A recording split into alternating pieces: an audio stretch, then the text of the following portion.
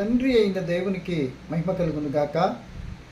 ప్రభును ప్రియ రక్షకుడైన యేసుక్రీస్తు నామంలో సహోదరి సహోదరులైన అందరికీ నా హృదయపూర్వకమైన వందనాలు తెలియజేసుకుంటున్నానండి. చిన్న ప్రార్థన చేసుకుని కార్యక్రమం ప్రారంభించుకుందామండి. పరిశుద్ధుడైన ప్రియ పరలోక తండ్రి, మహోన్నతుడా, దయగలిగిన మా తండ్రి, గత కాలమంతా నీ పిల్లలైన మమ్మల్ని అందరినీ ఈ భయంకర దుర్దినాల కృప చేత కాపాడి నేటికి మీ కుమారుడైన క్రీస్తు ప్రభును బట్టి తండ్రి మాకు అనుగ్రహించిన క్షేమాన్ని, సంతోషాన్ని, మీ సన్నిధులు గడిపే భాగ్యాన్ని ఇచ్చినందుకు కృతజ్ఞతలు తండ్రి. సమయంలో మా ప్రభా, మీ కుమారుడైన క్రీస్తు ప్రభులు వారు రెండవ రాకడలో రెండవసారి వచ్చినప్పుడు జరుగుతున్న సంఘటనలు ఆలోచిస్తూ ఉండగా మీ ఆత్మ సహాయం చేయండి. వినబోతున్న ప్రియులైన వారందరూ ఆధ్యాత్మిక బలపడినట్లు మమ్మల్ని అందరినీ దీవించి యావతి కార్యక్రమానికి మీ సన్నిధి మాతో ఉంచి నడిపించమని యేసు నామమున ప్రార్థన అడిగి వేడుకుంటున్నాను మా తండ్రి, ఆమేన్. మంచిదండి ప్రియ దేవుని పిల్లలారా, ఈ సమయంలో మరొక ప్రత్యేకమైన అంశాన్ని కొద్ది నిమిషాలు మనం ధ్యానించుకుంటా సిద్ధపడదామండి.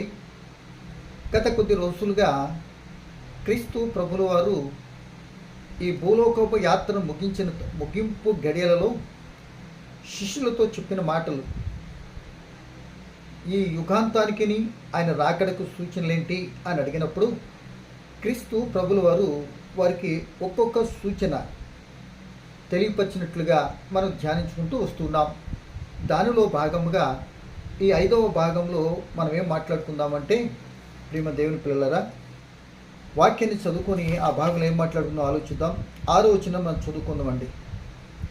ఈ చదవబోతున్న మాటలను బట్టి కొద్ది నిమిషాలు ఆ భావాలను ఎందుకు చెప్పాడు యేసు ప్రభుల వారు, ఆయన రాకడకు సూచనలు అడిగితే ఆ సూచనలు ఈ విధంగా ఉంటాయి అని చెప్పారండి.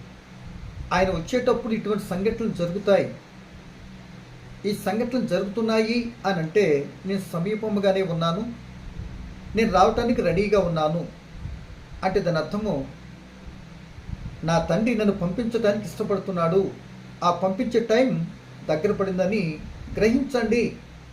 తద్వారా గ్రహించటం కారణంగా మీరు సిద్ధపడుతూ అనేక మందిని సిద్ధపరిచే స్థితిలో ఉండాలి అని ముందుగానే జరగబోతున్న సంగతులన్నీ కూడా తెలియపరిచాడండి. అంతకుముందు ఎన్నో జరిగినవి మరలా మీరు వినబోతారు, జరుగుతాయి అని యేసుప్రభు దగ్గర నుండి అంతకుముందు జరిగినవి కొన్ని ఇప్పుడు ఇలా జరగబోతున్నాయి అని చెప్తున్నటువంటి జరగబోయే వాటి గురించి నేను వెళ్తున్నాను, వచ్చేటప్పుడు మధ్యలో జరగబోయే సంఘటనలు అని వివరణాత్మకంగా చెప్పినట్లుగా ఈ భాగంలో మనకు కనబడుతుందండి. వాక్యం చదువుకొని ఆలోచించడానికైతే మనం ప్రయత్నించేద్దామండి. చూడండి, లూకా రాసిన సువార్త 24వ అధ్యాయము 6వ వచనాన్ని నేను చదువుతున్నానండి. మరియు మీరు యుద్ధములను గూర్చి యుద్ధ సమాచారములను గూర్చి వినబోదురు, మీరు కలవరపడకుండా చూసుకొనుడి. ఇవి జరగవలసి ఉన్నవి కానీ అంతము వెంటనే రాదు. జనం మీదకి జనమును, రాజ్యం మీదకి రాజ్యమును లేచును. అక్కడక్కడ కరువులను, భూకంపములను కలుగును. ఇవన్నీ వేదనలకు ప్రారంభము. అప్పుడు జనులు మిమ్మల్ని శ్రమల పాలు చేసి మీరు నా నామం నిమిత్తము సకల జనుల చేత ద్వేషించబడుదురు. అభ్యంతరపడి ఒకరినొకడు అప్పగించుకొనుడు ద్వేషింతురు, అప్పగించుకుని ఒకరినొకడు ద్వేషింతురు అంటున్నాడు. అంటే ఇక్కడ ఆలోచించవలసిన విషయం ఏంటంటే, ప్రియమ దేవుని పిల్లలారా, ఒక రకంగా మనం చెప్పాలి అంటే పరలోకపు తండ్రి ఒక్కడే, దేవుడు మనకి ఒక్కడే. ఆ పరలోకపు తండ్రికి మనమందరం పిల్లలమే, ఆదాము నుండి మనం వచ్చినటువంటి వారందరమే. సో ఈ ఆయన పిల్లలైనటువంటి మన జీవితంలో ఎందుకు ఇలాంటి సంఘటనలు జరుగుతున్నాయో, అలాంటి సంఘటనల ద్వారా ఎంత నష్టం కలుగుతున్నదో దేవునికి అంతా తెలుసండి. సో అది కాకపోయినా దేవుని పిల్లలైనటువంటి ఒక తండ్రికి పుట్టిన పిల్లలే, వారు తోబుట్టువులు, రక్త సంబంధికులే, ఎందుకు ఇలాంటి భయంకరమైన సంఘటనలు జరుగుతున్నాయి అనే ఆలోచన మనకు రావాలి అండి. బాగా గమనించండి, ఎందుకు అలా జరుగుతుంటాయి అంటే మనిషి స్వార్థపరుడైనప్పుడు, మనిషి తన సులాభాన్ని కోరుకుంటున్నప్పుడు, మనిషి నేనే గొప్ప, నాకే ఉండాలి అని కోరుకుంటున్నప్పుడు తద్వారా ఆ వ్యక్తులలో ప్రేమ చల్లారిపోతుంది. ప్రేమ చల్లారిపోయినప్పుడు జరిగే సంఘటనలు ఇలాగే ఉంటాయి అనే సంగతిని మనం వినబోతున్న మాటలను బట్టి కొద్దిగా గ్రహించవచ్చు అనే ప్రభుని బట్టి నేను జ్ఞాపకం చేస్తున్నా. ఈ భాగంలో చెప్తున్న మాట, ప్రేమ దేవుని పిల్లలారా, మీరు యుద్ధములను గూర్చి యుద్ధ సమాచారములను గూర్చి వింటారు, వినబోదురు. అంటే ఆయన వెళ్తున్నాడు కనుక నేను రాబోయే సమయంలో ఇలా వింటారు, మీరు వినబోదురు కనుక మీరు ఏం చేస్తారంటే మీ హృదయంలో మాత్రం కలవరపడకుండా చూసుకోవలసిన బాధ్యత మీద జరుగుతున్న సంఘటనలు బట్టి మీరు కలవరపడద్దు. ఏమంటే కలవరపడద్దు. ముందు కూడా మరి చెప్పిన మాట, మిమ్మల్ని మీరు మోసపరిచేవారు ఉన్నారు కనుక మోసపోకుండా చూసుకుని, మీరు చూసుకోవలసిన విషయం చెప్తున్నా, నేను జరగవలసిన సంఘటనలు మీకు చెప్తున్నా, జరుగుతాయి ఇలా, అప్పుడు మీరు జాగ్రత్తగా చూసుకోవాల్సిన బాధ్యత మీకు ఉంది అంటున్నాడు. ఇక్కడ మనం గమనించినట్లయితే ప్రియ దేవుని పిల్లలరా, ఈ 3 సంఘటనలు 3 భాగాలుగా మనం డివైడ్ చేసుకుంటే ఇలా అనుకోవచ్చు. మొదటిది, ఎవరినో మిమ్మల్ని మోసపరచకుండా చూసుకొనుడి. అంటే ఇది ఎవరు చెప్పినట్టు? శిష్యులు, అంటే అపోస్తులకి. అంటే నేటి క్రైస్తవ జనాంగాన్ని అంతటి కూడా ఎవరిని మోసపరచుకుని చూసుకున్నాడు అనేటటువంటి మాట మోసం గురించి క్రైస్తవులతో చెప్పినట్లుగా మనకు కనబడుతుంది. రెండవ మాటగా చూస్తే జనం మీదకి జనము, అంటే ఇది ఎవరికి చెప్తున్నట్టు? మనకు గ్రహించటానికి, సమాజానికి చెప్తున్నట్టుగా కనబడుతుంది, సమాజానికి. ఇకపోతే భూకంపాలు, ఏమండి కరువులు, ఇది ఎవరికి చెప్తున్నట్టు? ప్రకృతి సూచనలు. ఇవి ప్రకృతి ద్వారా సూచనలు చూపిస్తున్నాడు. అంటే ఈ యొక్క విషయాలన్నీ కూడా మొట్టమొదటి మోసపోకుండా చూసుకున్నాడు క్రైస్తవులకైతే. యుద్ధాలు, సమాజం మీదకి సమాజం, రాజ్యం మీద రాజ్యము, భూకంపాలు, కరువులు, తెగుళ్ళు, కలహాలు, ఇవన్నీ కూడా మొత్తం ప్రపంచ ప్రజలందరికీ సూచనలుగా కనబడుతున్నాయి. అంటే దాని అర్థము మనుషులు గ్రహిస్తూ ఉంటారు. ఏమని? ఏంటో ఇలా జరుగుతున్నది, మొత్తానికి మనుషులకి పోయే కాలం వచ్చిందమ్మా, అందుకే ఇలా పిచ్చిరిల్లిపోతున్నాడు మనుషుడు. ఆ కామంతో తల్లి పిల్ల అనేటువంటి అవగాహన లేకుండా పోతుంది. మనిషి ఎలా ప్రవర్తిస్తున్నాడో గ్రహింపనట్లేదు.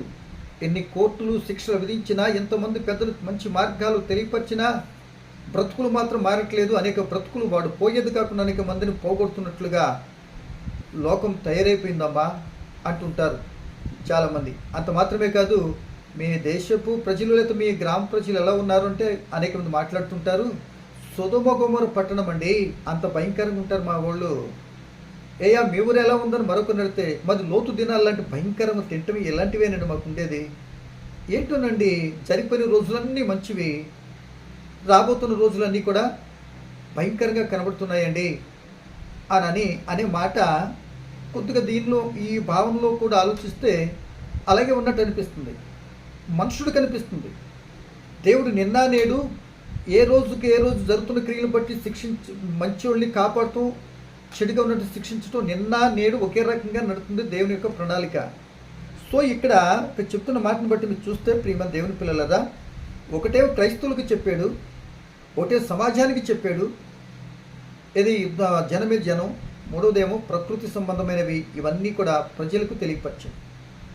ఇలా జరుగుద్ది, లోకములు ఇలా ఉంటాయి అని చెప్పినట్లుగా మన చక్కటి అవగాహన కలిగినట్లుగా కనబడుతుంది. కనుక ప్రియమైన దేవుని పిల్లలరా, చూడండి ఇక్కడ ఏమంటున్నాడంటే, యుద్ధములను గురించి వినబోదురు. గతంలో ఎన్నో జరిగినవి పక్కన పెట్టండి, ఇప్పుడు చూడండి యుద్ధముల గురించి వినబోదురు అని ఆనాడే అంటున్నాడు. ఆనాడు అన్నటువంటి యుద్ధాల గురించి మనం ఒకసారి ఆలోచించేస్తే, మొదటి ప్రపంచ యుద్ధం, రెండవ ప్రపంచ యుద్ధం జరిగిపోయినవి, లక్షల మంది చనిపోయారు. అంటే యుద్ధం వచ్చిందంటే దాని అర్థం ఏంటి? ప్రాణాలు పోగొట్టుకుంటారు అని అందం. ఎవరు యుద్ధంలో గెలితే ఆధిపత్యం సంపాదించుకొని వాళ్ళు ఏమైనా కలిసి వచ్చిందంటే వాళ్ళు నష్టపోయి ఉంటారు.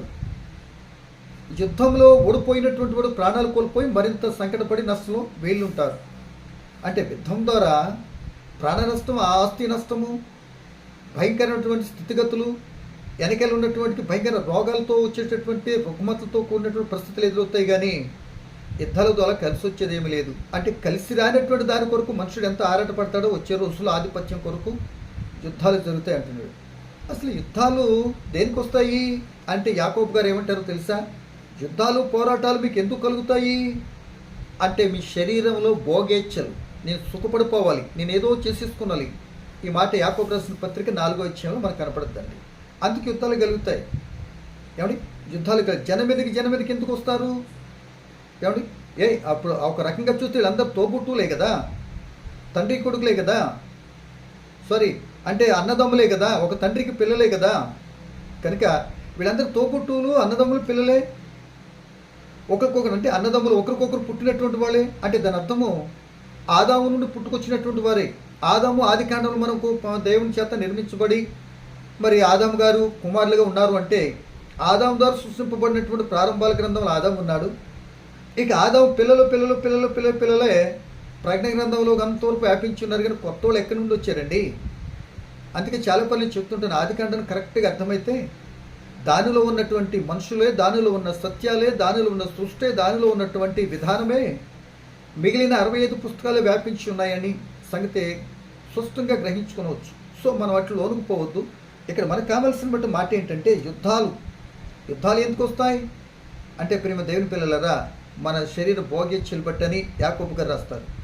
ఇంకా మీరు చూసుకున్నట్లయితే ప్రియ దేవుని పిల్లలరా, కరువులు కూడా వస్తుంటాయి, భూకంపాలు వస్తున్నాయి. ఈ విషయం చూస్తే ప్రియ దేవుని పిల్లలరా, ఈ విధానంగా జనం మీదకి జనము, యుద్ధాలు, కలహాలు, మనము ఊహను బట్టి మనకు మన శరీరంలో కలిగే భోగేచ్ఛలు బట్టి అవతల వ్యక్తిని స్వార్థంతో కొట్టేసి మనం అరించేసుకుని దోసుకుందాం అన్నట్టుగా ఉంటున్నాయి. ఏమండి, తర్వాత కలహాలు ఎందుకు? కలహాల వల్ల మనకు పుట్టుకొచ్చేవి. యోసేపు అన్నదమ్ములు ఉన్నారండి. తండ్రి ఆయన యోసేపును చూశాడు కనుక ఆయనకి నచ్చలే, యాకోబు చూపులు నచ్చలేదు. అన్నలు కలహం వచ్చేసింది వాళ్ళకి. మరింత అది పగపట్టేసేసినట్టుగా కనబడుతున్నాయి. అంటే అసూయగా వచ్చిందంటే దాన్ని ఎంతటికైనా తెగించడానికి ఏ కార్యం చేయడానికి ఇష్టపడుతున్నారంటే ఆ సందర్భంలో మనుషులు బంధుత్వాలు, ప్రేమానురాగాలు, దైవ సంబంధమైనటువంటి లక్షణాలు అన్నీ లోపిస్తాయి. అంటే దానికి కారణము మనిషి తను చేయలేనుకున్నటువంటి చెడికి బానిసైపోయాడు. అది అతను ఏలుతుంది. దేనికైతే నువ్వు బానిస అవుతావో, ఏదైతే నిన్ను జయిస్తుందో, ఏదైతే దేవునికి దూరంగా ఏదైతే చేస్తున్నావో ఆ ప్రతిదీ నిన్ను ఏలుతూ, నిన్ను కట్టడి చేస్తూ, నిన్ను నాశనం వైపు నడిపిస్తుందే తప్ప దాని కష్టం కట్టు ఉంటుంది. కానీ దాన్ని జయించాలంటే ఓడిపోతున్నావు కనుక, చచ్చిపోతున్నాడు కనుక మనిషి దాని క్రీస్తు ప్రభువును మాత్రమే జయిస్తామని నిన్న కూడా కొద్ది విషయాలు మాట్లాడుకుందాం. సో దానికంటే ఇప్పుడే దేని బిడ్డలరా, ఇవి జనం మీదకి జనం, అది సమాజానికి మనుషుల నుండి కలిగేదానికి చూసుకున్నారు. సో ఇంకోటి ఏమంటే ప్రియ దేవుని పిల్లలరా, భూకంపాలు, కరువులు, తెగుళ్ళు ప్రకృతి సంబంధమైనవి. ఇవి మాత్రం దేవుడే కలుగు చేయాలి. ఇవి ఎవరు రప్పించలేరు. కలహారం మనమైతే మనం ఏదో దుస్తులు గప్పిని పెట్టేసుకుంటాం. ఓకేనా? రెండవది యుద్ధాలు, నువ్వు నేను ఆధిపత్యం, మన శరీరం భోగైచ్ఛలు బట్టి కొట్టేసుకుంటాం. ఏమండి, తర్వాత జనం మీదకి జనం, ఆధిపత్యం, నేనంటే ఏంటి అన్నదానికి ఇచ్చేస్తాం. ఇవన్నీ ప్రజల్లో జరుగుతున్నటువంటి 3 సంఘటనలు. ఏది? జనం మీదకి జనము, యుద్ధాలు, కలహాలు. ఏమండి, ఇది ఒకటి అనుకుంటే. రెండవది ప్రియ దేవుని పిల్లలరా, భూకంపాలు, కరువులు, తెగుళ్ళు. యుద్ధాలైనా, భూకంపాలైనా, కరువులు రావాలి అన్నా, ఇవి రావాలి అంటే మనుషుడు రప్పించలేడు. ఏమంటే మనుషుడు వల్ల కాదు. కానీ మనుషుడు చేసుకున్న క్రియలను బట్టి శిక్షగా దేవుడు మాత్రం రప్పించగలిగినటువంటి ఈ కార్యాలు ఏవి? భూకంపం, కరువులు, లేదా తెగులు. మనల్ని బట్టి మనం చేసుకున్నది శిక్షగా వస్తారు. కనుక భూకంపాలు ఎందుకు వచ్చాయి? మొదట్లో కొద్దిగా ఎందుకు వచ్చాయంటే, ఒకప్పుడు కోరాహు, దాతాను, అభిరాములు ఇంకా 250 మంది వారి యొక్క సహచరులు అందరూ మోషే మీద తిరుగుబాటు చేసినప్పుడు, ప్రియమైన వాళ్ళరా మీ అందరికీ తెలుసు, తిరుగుబాటు చేశారు కనుక మోషే వీళ్ళు నీ మీద చేయట్లేదు తిరుగుబాటు, నువ్వు నా నామాను బట్టి నువ్వు నడిపిస్తున్నావు కనుక ఇవన్నీ నేను చెప్పిన మాటలు నువ్వు చెప్పుతుంటే వారు నీవే చెప్పినట్లుగా నీ మీద తిరగబడుతున్నారు అంటే కారణము నేను చెప్పిన మాటను బట్టి కదా. అంటే వారు ఏం చేస్తున్నారు? నా మాట మీద తిరగబడుతున్నారు కనుక అది నా మీద తిరగబడుతున్నారు. దేవుడి యాక్షన్లో దిగి ఆ రోజున ఏం చేస్తే తెలిసి సంఖ్యాకాండ 16వ అధ్యాయం చదువుకున్నట్లయితే 30-31 చదువుకుంటే ప్రియమైన దేవుని పిల్లలరా, వారికి శిక్షగా దేవుని యొక్క చిత్తానికి వాళ్ళు చేయవలసినటువంటి యాజకత్వంలో వాళ్ళు మందిరంలో చేయవలసిన పనిని కాకుండా నిన్నే దేవుడు పిలిచాడా? మేము కూడా మందిరంలో పని చేస్తున్నాం, మేము యాజకులమే కదా. మరి అయితే ఏంటి? ఎంత యాజకులైనప్పటికీ సరే అందరూ యాజకులు పిలవలేదు కదా. వారిలో ఎన్నిక చేసుకున్నాడు, ఒక్కొక్క పనికి ఒక్కొక్క వ్యక్తిని ఎన్నిక చేసుకున్నాడు. ఆ పనిని మాత్రమే చేయాలి. అటు ఇటుగా పెడితే పరిస్థితి చేదైపోద్ది. కనుక అక్కడ కోరాహు దాతను అభిరాముల ద్వారా ఇదే మనకు అర్థమవుతుంది. అప్పుడు భూమి తన నోరు విడిచి, అంటే భూమికి ఏముంది? నోరు ఉంది, మింగేస్తుంది. ఎలా మింగుద్ది? సజీవంగా మింగేస్తుంది, బ్రతుకున్నోడు మింగేస్తుంది. పాతాళం కూడా నోరు అపరిమితంగా తెరిచి చూస్తుందట. ఎవరిని మింగటానికి నోరు తెరుచుకున్నది? ఎవరైతే దేవుని చిత్తాన్ని అనుసరించకుండా వాళ్ళు ఇష్టానుసారంగా బ్రతుకుతారో వాళ్ళకి భయంకర శిక్ష వస్తుందని తెలుసు. అనేక మంది గట్ట ప్రవర్తించినటువంటి వారి ద్వారా జరుగుతున్న సంఘటనలు కళ్ళెదురుకుండా కనబడుతూ ఉంటాయి. నా దాకా రాలేదు కదా, ఎప్పుడు వచ్చేదాని కొరకు ఇప్పుడు ఉండే ఆనందాన్ని నేను కోల్పోతేలా? రేపు వచ్చి చూడొచ్చులే, లేకపోతే చివరికి వచ్చిన తర్వాత యేసు ప్రభు పాదాలు పట్టేసుకుని ఏడ్ చేయొచ్చులే అని అనుకునేటటువంటి ప్రబుద్ధులు చాలామంది ఉన్నారు.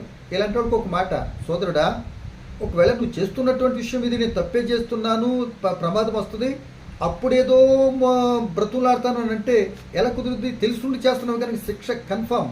ఇంకా నీ మాట వినే అవకాశం ఉండదు. అక్రమం చేయవర్లరా, ఏంటి సోది మాట్లాడుతున్నావు, షటప్ అన్నాడు.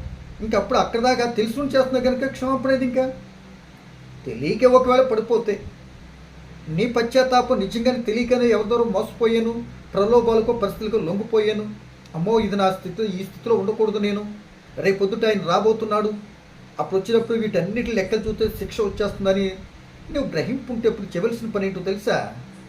నిజంగా నువ్వు ఆయన దగ్గరికి వెళ్ళి పశ్చాత్తాపడితే దావీదు మహారాజు గారిని క్షమించినట్టుగా ఒకవేళ ఆయన కృప కలిగిన తండ్రి కనుక నీకు కూడా అటువంటి ఆ క్షమాభిక్ష పొందుకొనవచ్చు అని ప్రభువుని బట్టి నేను తెలియపరుస్తున్నాను. గమనించుకో, నీ పశ్చాత్తాపం బట్టి ఆధారపడి ఉంటుంది, నాది నా మీద ఆధారపడి ఉంటుంది. కనుక ఇలా ప్రేమ దేవుని భూకంపాలకి అలా చూడాలి. ఇంకా ప్రేమ దేవుని పిల్లల కరువులు ఎందుకు వస్తాయి? దేవుని మాట ఎప్పుడైతే మనిషి వినడో, ద్వితీయోపదేశకాండంలో వీళ్ళందరూ కానాను దేశం వెళ్ళిన తర్వాత అది పాలు తేళ్లు ప్రవహించే దేశమే. పాలు కట్ట వల్ల నీళ్లు రాకుండా ఉండాలి అన్నా, లేకపోతే సమృద్ధిగా వస్తూ మీరు సమృద్ధి అనే దీవెనతో మీరు బ్రతకాలి అన్నా మీ చేతిలోనే ఉంది. మీకు కట్టడి నియమిస్తున్నా, నా ఆజ్ఞలన్నీ పాటిస్తే ఓకే, లేదా నా మాట ప్రకారం వినిపోతే తెగుళ్ళు వస్తాయి, వ్యాధులు వస్తాయి, మీరు రకరకాలైనటువంటి నయము కాని రోగాలు వస్తాయి. ఇంకా అది నయం అవదు.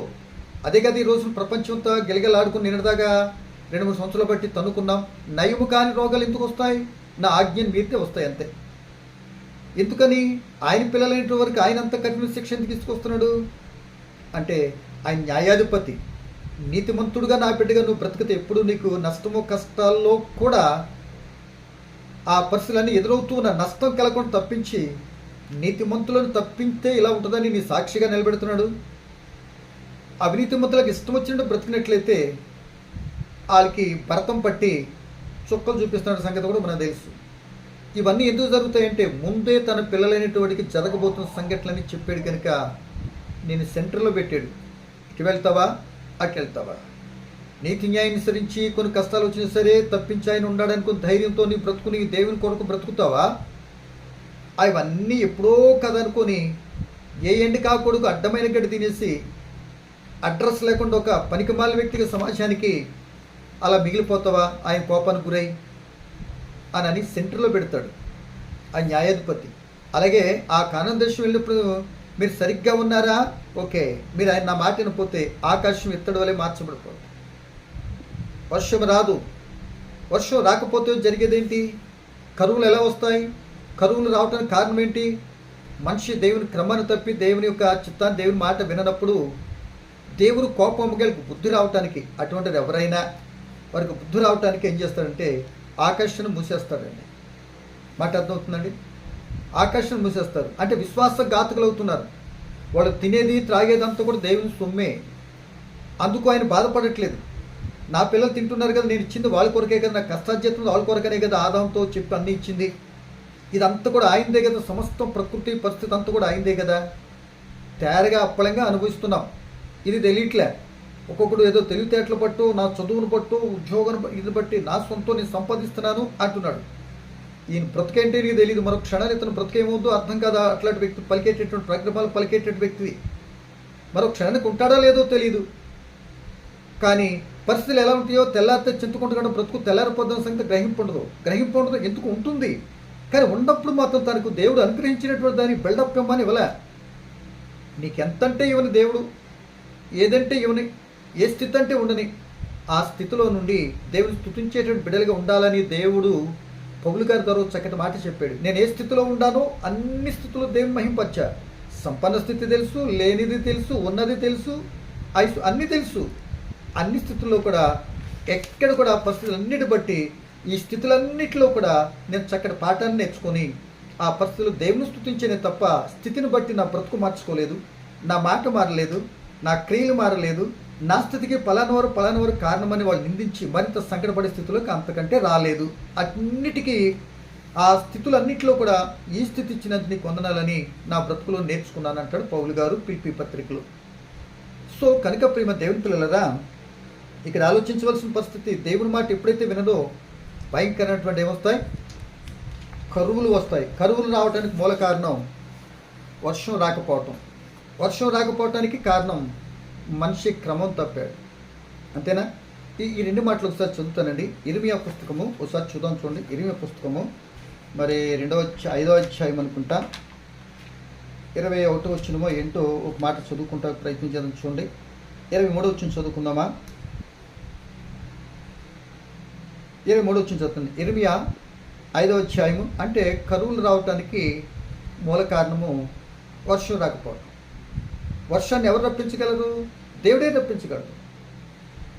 దేవుడు తప్ప వర్షాన్ని కప్పలకి పెళ్ళిళ్ళు చేస్తే, కప్పల్ని ఊరేగిస్తే, నువ్వు తల కింద పెట్టి కాళ్ళు పైకెత్తి తపస్సు చేస్తే వస్తాయని బైబిల్లో రాయబడలే. ఇవన్నీ మనుషులు కల్పించుకున్నట్టు కల్పితాల ద్వారా వాస్తవాతీతాలు బయటికి రావు. దేవుడు చెప్పినట్లు చేసినప్పుడు జరుగుతున్న సంఘటనలు బట్టి మనం గ్రహించి ఒకళ్ళు ఇలా ఇది ఎందుకు వస్తుందని తెలుసుకొని, ఇది లేనిది కనుక ఇది రావాలి అంటే ఎవరి దగ్గర ఎలా వస్తుంది అని గ్రహించి అక్కడికి మాత్రం వెళ్తేనే దొరుకుద్దే తప్ప, ఏమంటే కిరాణా షాప్కి వెళ్ళి ఒక ఏదో పిచ్చితో ఒకటి ఆడు అడిగామనుకోండి, ఇస్తాడా వాడు? కిరాణాకి సంబంధించిన దాంట్లో ఉంటాయి. ఏమండి ఇప్పుడు ఇలా అన్నీ అడుగుతున్నారు అనుకొని ప్రజలు కూడా బాగా వ్యాపారించే తెలివి మీరిపోయి ఏం పెట్టినట్టే సూపర్ బజార్, సూపర్ మార్కెట్ అన్నారు. అన్నీ దొరికి ఒకే స్థలంలో అన్నట్టుగా. సో అటువైపు మనకు వద్దుకానండి. వాక్యాన్ని బట్టి మనం చదువుకుంటూ ప్రయత్నించేద్దాం. చూడండి, 24 వచ్చిందని చదువుతున్నానండి, లేకపోతే 23. ఇర్మియా ప్రవక్త ఇర్మియా రాసిన గ్రంథం 5వ అధ్యాయం 23వ వచనం. ఈ జనులు తిరుగుబాటును ద్రోహమును చేయు మనసు గలవారు, వారు తిరుగుబాటు చేస్తూ తొలగిపోతున్నారు. వారు రండి, మన దేవుడైన యెహోవాను భయభక్తులు కలిగి ఉందము.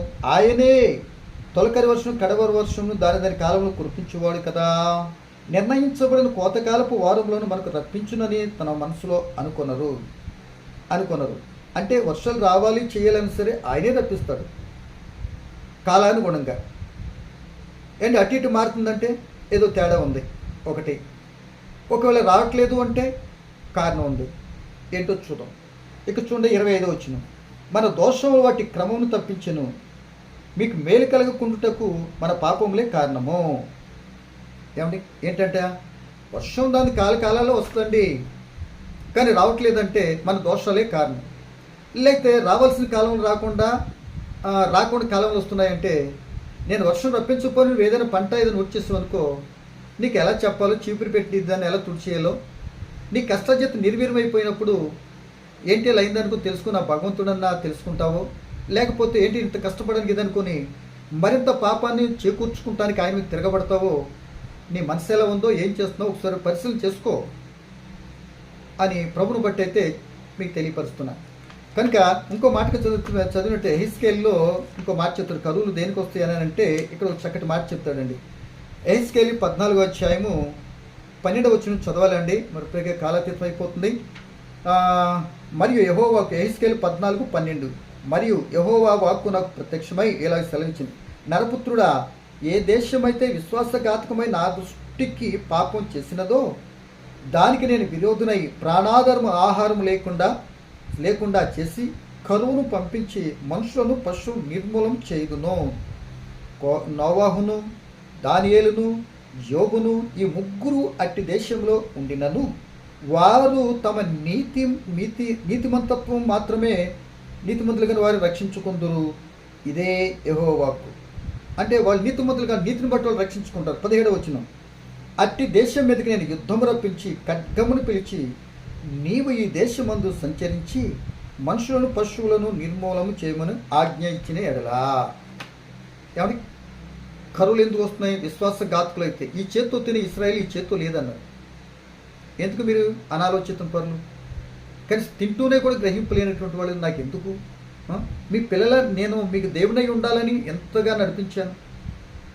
ఒకవేళ నేను నాకు పిల్లై ఉంటారనుకుని నా యొక్క చిత్తాన్ని అనుసరించడానికి ఎన్ని రకాల కట్టడలు పెట్టి నడవడాన్ని చక్కటి నాయకులు ఇచ్చి నడిపించాను. ఏం చేశారు మీరు? తిరుగుబాటు చేశారు. విశ్వాసఘాతకులు, నమ్మకత్వం లేదు మీలో. కనుక ఇలాంటి చెత్త నాకు ఎందుకు అని అనుకుని అరణ్యంలో రాలిపోయేటట్లు చేసి ఇట్టి లక్షణాలు కలిగినటువంటి విశ్వాసము, ఆ కృతజ్ఞత భావంతో ఉన్నటువంటి వారిని మాత్రమే నేను తీసుకెళ్తే బాగుంటుంది కదా అని ప్రారంభ దశలో బయలుదేరినటువంటి ఇశ్రాయేలీల్లో కాలేబు, యెహోషువలు మాత్రమే కానాను దేశంను చూశారు, తిన్నారు, అక్కడ ఫలాలు తాగారు కదండి. కనుక నా ప్రియమైన దేవుని పిల్లలరా, ఇలా మనం ఆలోచించుకుంటూ పోయినట్టు వారిని మాత్రమే కానాను దేశం తీసుకెళ్ళినట్లుగా మనకు కనబడుతుంది. మరి ఈ రోజున ప్రియమైన వాళ్ళరా ఆలోచి ఇవన్నీ మనం ఎందుకు చెప్పుకుంటున్నామంటే ఈ విధంగా కరువులు రావడానికి ఈ విధంగా తెగుళ్ళు. ఒక రోజున ఇశ్రాయేలీలు మోషే మీద తిరుగుబడితే సంఖ్యాకాండ 16 కిందకోసారి చదువుకున్నాం. భూకంపాల గురించి, తెగుళ్ళ గురించి కూడా ఇక్కడ ఇదే మాట కనబడుతుంది. అదే అధ్యాయం 44 వచనంలో మేము చదువుకున్నట్లయితే ఆ సంఖ్యాకాండ 16 అధ్యాయంలో మోషేనే ఇశ్రాయేలీలైనటువంటి ఆ దాతాను, కోర, అభిరామును చంపేసాడు అనుకొని మిగిలిన ప్రజలందరూ మోషేపై తిరుగుబాటు చేస్తారు. అప్పుడు తెగులు వచ్చేస్తుంది. ఇప్పుడు ఆల్రెడీ తిరుగుబాటు చేసినటువంటి కోరాహు, దాతాను, అభిరాములు కళ్ళెదురకుండా భూమి నోరు విడిచి చనిపోయినా బుద్ధిరాల గ్రహింపలేదు. అయ్ మోషే, ఏంటి అసలు వాళ్ళు తీసుకురావటం ఎందుకు? ఈ అరణ్యంలో వాళ్ళని ఆ విధంగా భయంకరంగా చంపటం ఎందుకు అని ఎన్నో పర్యాలు నీరు లేకపోయినా, ఆహారం కొద్దిగా లేట్ అయినా ఎన్నో రకరకాలుగా తిరుగుబాటు చేస్తూ భయంకరమైనటువంటి సనుగుడు, గునుగుడు, దేవుడు అసలు ఒప్పుకోడు గునుగుళ్ళు పిల్లలుగా ఉన్నారు ఇశ్రాయేలు. సో వ్యతిరేకించి తిరుగుబాటు చేసినటువంటి వారిని ఇదిగో శిక్ష విధి వస్తుందని వాళ్ళకి తెలియపరిచిన ఆ చనిపోయిన కోరహు, దాతాను, అభిరాములు బట్టి ఎందుకు ఇలా చంపేసావు ఏంటని మోషే మీద మరలా తిరుగుబాటు చేశారండి. ఏమిటి ఎందుకు చేశారండి, ఇలా చేస్తే ఎలాగండి అని సామరస్యం గడితే మోషే చక్కగా చెప్పుకోడేమో. తిరుగుబాటు చేశారు అన్నట్టుగా, అలాగా అని అనుకుని వెంటనే దేవుడు యాక్షన్లో దిగిపోయాడు. తెగులు స్టార్ట్ అయిపోయింది. ఏమంటే దగ్గర వేల మంది చనిపోయారు. ఈ విషయం తెలిసి మోషే గారు చెప్తారు, వెళ్ళిపోయి ఆ తెగులుకి ఆ యొక్క దేవుని సన్నిధిలో ధూపం వేసి ఆ తెగులుగా ఉన్నటువంటి మధ్యలో నిలబడని మోషే గారు అహరోను అన్నగారితో చెప్పిన పరుగును వెళ్ళి ఆ పని చేస్తాడు. తెగులు ఆగింది. కనుక తెగుళ్ళు అనేవి ఎందుకు వస్తున్నాయి? సో ఇవన్నీ వస్తాయని ఎందుకు చెప్తున్నాడు? మనుషుల యొక్క పరిస్థితిని బట్టి చెప్తున్నాడు. అంటే మోసపోయేది కొందరుగా ఉంటే జనం మీదకి జనం వచ్చి కొందరు అంటే మోసపోయి కొందరు పోతారు. జనం మీదకి జనం వచ్చి యుద్ధాలు, కలహాలు ద్వారా మరికొందరు పోతే, అంటే శేషం 100 మంది ఉన్నారనుకో, కొందరు పోతూ ఉంటే ఎంత శేషం చూడండి. అలా కొద్దిగా కిందకి వెళ్తే ఇంకా భూకంపాలు, కరువులు, తెగులు ద్వారా కొందరు పోతే ప్రియదేని బిడ్డలారా, మిగిలినటువంటి వారిగా ఉన్నటువంటి ప్రజలను 3 రకాలుగా మనం చూసుకుంటే జరుగుతున్న సంఘటనలు బట్టి స్టెప్ బై స్టెప్ ఒక్కొక్కటి జరుగుతూ ఉన్నా, లేకపోతే ఇటువంటి సంఘటనలు జరుగుతున్న క్రైస్తవులకైనా భయం లేనటువంటి భక్తిగా చేసేటటువంటి వారిగా తయారైపోయింది. కనుక ఈ రోజును బట్టి ప్రియదేని పిల్లలారా, ఇలా ఎందుకు జరుగుతున్నాయి? నీ జీవితంలో పోరాటం ఎందుకు వస్తుందో, కరువుని జీవితంలో ఎంత చేసినా సరే కరువుగా ఎందుకు కనబడుతుందో, నేను ఎంత మంచిగా ఉండాలని కలహం ఎందుకు వస్తుందో, లేకపోతే ఎంత చేసుకుందామన్నా సరే జనం మీదకి జనం మంచిగా మాట్లాడుతుంటే, నేను నీతే మంచిగా మాట్లాడుతుంటే వారైనా శత్రులైపోతున్నారని అని నువ్వు అనుకుంటున్నావో, ఇలా అనేక సంఘటనలు జరుగుతాయి అని చెప్పాడు. సో అప్పుడు యేసు ప్రభు వస్తున్నాడు, తీర్పు తీరుస్తాడు, అంతవరకు సహించేటటువంటి వరకు ఉన్నటువంటి వారు మాత్రమే వారు ఏం చేస్తారంటే ధన్యులుగా ఉంటారు అని చెప్పాడనేటువంటి మాటను ఇక తదుపరి ఈ మాటలన్నిటిని గురించే శిష్యులైన అపోస్తులైన పత్రికలు ఎన్నో విషయాలు చెప్పుకుంటూ వచ్చారు. వీటిని బేస్ చేసుకుని యేసుప్రభు చెప్పిన మాటలను బేస్ చేసుకుని తను యేసుప్రభు చెప్పాడు. ఆ యేసుప్రభు మాటలనే పరిశుద్ధాత్ముడు శిష్యులైన వారిని ప్రేరేపించి ఆత్మాధ్వర్యంలో ఆత్మచేత నడిపించబడుతూ చెప్పారు. సో ఈ విషయాలు జరుగుతున్నప్పుడు ఈ మాట చెప్పి ముగిస్తాను. ఈ విషయం జరుగుతున్నప్పుడు ఏమవుతుందంటే ప్రపంచ ప్రజలందరూ ఒకటికి అర్థమైపోతుంది. ఏంటి ప్రపంచ ప్రజలందరూ వీళ్ళే బోధలు చేశారు, వీళ్ళే ఇలా చేశారు, మారండి అని చెప్పారు, మరో రకంగా చెప్పారు, శిక్ష వస్తుందని చెప్పారు, మా అన్నీ వస్తుందని చెప్పారు కనుక, లోకానికి మీదకి శ్రమ రాబోతుందని చెప్పారు కనుక, అయితే వీళ్ళ ద్వారా శ్రమ వస్తుంది అనుకొని అలా నీతిని ప్రబోధిస్తున్నటువంటి సమయంలో ఈ చివరి కాలం యేసుప్రభు వచ్చేటువంటి కాలం మరింత సంకటపరచడానికి ఇక్కడ చదువుకున్న మాట అదే కదా, 9వ వచనం ఏమని, అలా సంకటపరచడానికి అప్పుడు జనులు మిమ్మల్ని ఏం చేస్తారు తెలుసా, శ్రమలో పాలు చేసి చంపేదరు, మీరు చంపేస్తారు. అదేంటి, ఈయనేమో రాకడ గురించి అడుగుతుంటే ఈ సంఘటన భూకంపాలు ఇవన్నీ జరుగుతున్నాయని చెప్పి, సో అవి టూకీగా ఎందుకు జరుగుతున్నాయని నేను టూకీగా చెప్పానండి.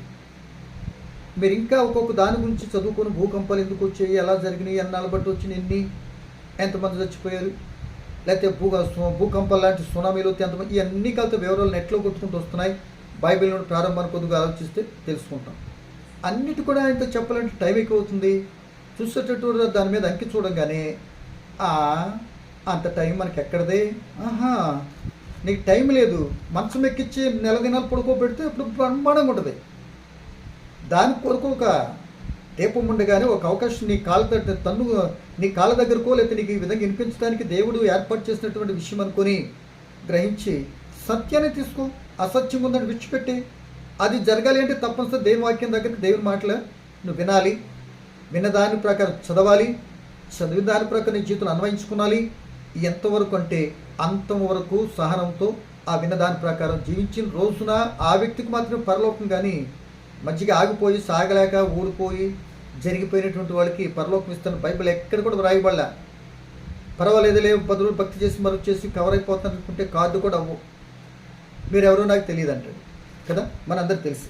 కనుక ఇలా జరుగుతుంటప్పుడు ఏమిటి, ప్రజలందరూ ఇవన్నీ జరుగుతున్న సంఘటనలో వీళ్ళు ఇంకా బోధలు చేస్తున్నారు, మరేంటి అని అనుకుని ఎన్నో రకాలుగా. ఒకవేళ వీళ్ళు చనిపోవాలని పరుగులు తీసిన మరణం వీరి నుండి పారిపోతుంది. ఏమంటే ఇలాంటి సంఘటనలు బట్టి ప్రకటన గ్రంథంలో చెప్తాడు, 6, 9 జరిమి చదువుకొని రేపు కాలాలు జ్ఞాపకం చేస్తాను. ఇలాంటి విషయాలు జరుగుతున్నప్పుడు ఈ బ్రతికెందుకు, ఇకేదో చేసిన తప్పు జరిగిపోయింది, ఈ బాధలు ఈ కష్టం పడలేను అని అనుకుని ఒకవేళ నువ్వు చచ్చిపోవాలనుకున్న మరణం నీ దగ్గర నుండి పారిపోద్దట. అంటే మరణించాలనుకున్నా నీ చేతిలో లేదు, బ్రతకాలి అన్నా నీ చేతిలో లేదు. కానీ ఈ రెండింటిని బేస్ చేసుకుని ఆయన ఇచ్చిన ఆయుష్కాలం బట్టి నువ్వు చక్కగా బ్రతకడానికి ఇష్టపడితే ఎప్పుడు మరణించాలో, ఎప్పుడు నిన్ను బ్రతికించాలో, తప్పించాలో ఆయన క్రియ జరిగిస్తాడు. అది ఆయన పని. కనుక ఇక్కడ మేము శ్రమల పాలు చేసి చంపేస్తారు, మీ ద్వారా జరుగుతున్నాయి, మీ దేవుడే ఇలా రప్పిస్తున్నారని చెప్పారు. ఇట్లుండే కనుక ముందు వీళ్ళు చంపితే పోతురా తెగులు, వీళ్ళు చంపితే ఏదో తవ్వుద్దు అనుకుని పాపాన్ని కూర్చుకుంటానికి ఏం చేస్తారు తెలుసా, సువార్త చెప్పేటటువంటి పిల్లలను హింసిస్తారు, కొడతారు, సంఘాలు తాళాలు వేస్తారు, పాస్టర్స్ని వీధుల పాలు చేస్తారు, రకరకాల మాటలు మాట్లాడతారు, భయంకర దుస్థితిలోనికి దిగజారుస్తారు. కారణం వాళ్ళకి పోయే కాలం దగ్గర పడిందని బైబిల్ని బట్టి మనం గ్రహించాలి. ఈ లోపుగా ఈ పాస్టర్ గారు ఏదో అని మీసాలు తిప్పాడు అనుకోండి, ఈయనతో కట్ చేస్తాడు ఆయన. సహించు, చూడు ఏం జరుగుద్దో, ఎందుకు కంగారు పడతావు ఎందుకు, నీ పని నువ్వు కొనసాగించిన ప్రయత్నం చేయి అని ప్రభుని బట్టి నేను జ్ఞాపకం చేస్తున్నాను. కనుక ఈ సమయంలో ప్రియ దేవుని పిల్లలారా, ఈ విషయాన్ని బట్టి నేను ముగించడానికి ఇష్టపడుతున్నాను. బాగా గమనించండి. రాకడి గురించి ఆయన చెప్తున్నప్పుడు చాలా విషయాలు చెప్పుకొచ్చాను. భూకంపమని, ఏమండి జనం మీదకి జనమని ఇలా జరిగిపోతున్నాయండి. ఈ సంఘటనలన్నీ నేడు మరీ భయంకరంగా జరిగిపోతున్నాయి. భయంకరమైనటువంటి అరాచకాలు జరిగిపోతున్నాయి. అసలు ఎందుకు జరుగుతున్నాయి అని అంటే చెప్పాను కదా ముందే, ప్రేమ చల్లారిపోయిన మనిషి, ఇంకా దయాదాక్షిణాలు లేవండి. వీళ్ళందరూ ఒక తండ్రి బిడ్డల సంగతి మర్చిపోయారు. ఒక అబ్రహాముకు పుట్టినటువంటి ఇస్సాకు, ఇష్మాయిల్ వీళ్ళు ఒక తండ్రి పిల్లలే. నాటి నుండి నేటి వరకు రక్తపాతాలు జరిగించుకుంటున్నారు. వాళ్ళు పొసుకోవట్లేదు వాళ్ళకి, ఎందుకంటే కారణం స్వార్థం. కానీ ఈ రోజున కూడా క్రైస్తవ జనాంగమా మోసపోతున్నామా, లేకపోతే ఈ కార్యాలన్నింటిని బట్టి కలవరపడి ఏమైపోతాననుకొని భక్తిభావంలో జారిపోతున్నావా?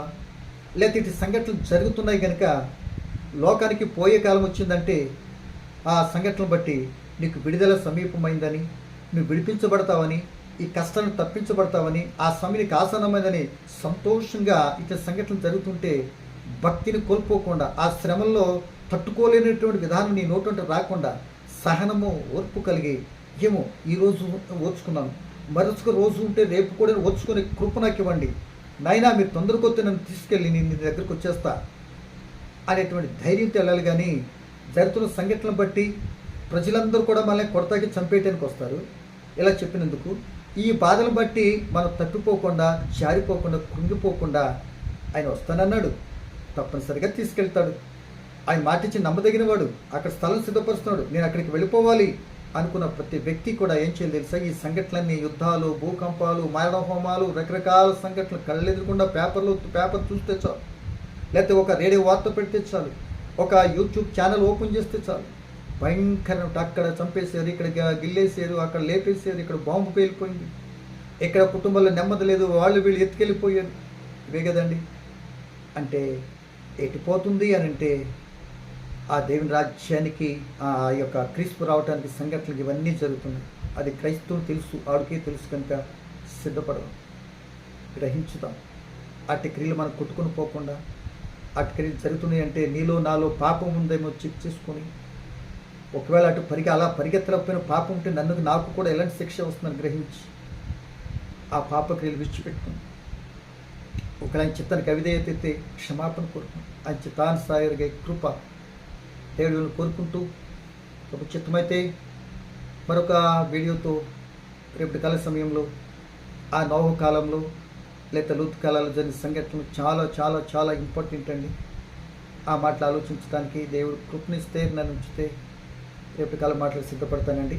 చిన్న ప్రార్థన చేసుకుని, పరమ తండ్రి నీకు వందనాలు, పలకబడిన మాటలో పరమార్థం ఏంటో గమనించడానికి సహాయం చేయండి తండ్రి. మీరు నాకు ఇచ్చి చిన్ని ఆలోచన నాయనా, మీ కుమారుడు క్రీస్తు ప్రభు మీ దగ్గరకు వస్తున్నారు, మరలా తిరిగి నేను వస్తానని చెప్పిన మధ్యలో జరిగే సంఘటనలో కొన్ని విషయాలైతే టూకీగా క్లుప్తంగా ఆలోచించింది తండ్రి. నీ పిల్లలు విని ఏది ఏమైనా మీ కుమారుని మీరు పంపించబోతున్నారు గుర్తెరిగి చెలిని విడిచిపెట్టి సంఘటనలన్నీ జరుగుతున్నప్పుడు నా విడుదల సమీపమైనది, ఈ కష్ట నష్టాలు నుండి నేను విమోచింపబడుతున్న ధైర్యంతో, నిరీక్షణతో, ఓపికతో ఆ గడియ వరకు సహించే కృప, ఆత్మ తోడ్పాటు విన్న పిల్లలైన నీ పిల్లలైన మాకు అందరికి అనుగ్రహించుమని, ఈ పరిస్థితులు అనేక మంది రక్షణ పొందుకున్నట్లు కృప చూపమని యేసు నామమున అడుగుచున్నాను తండ్రి, ఆమేన్. వందనాలండి.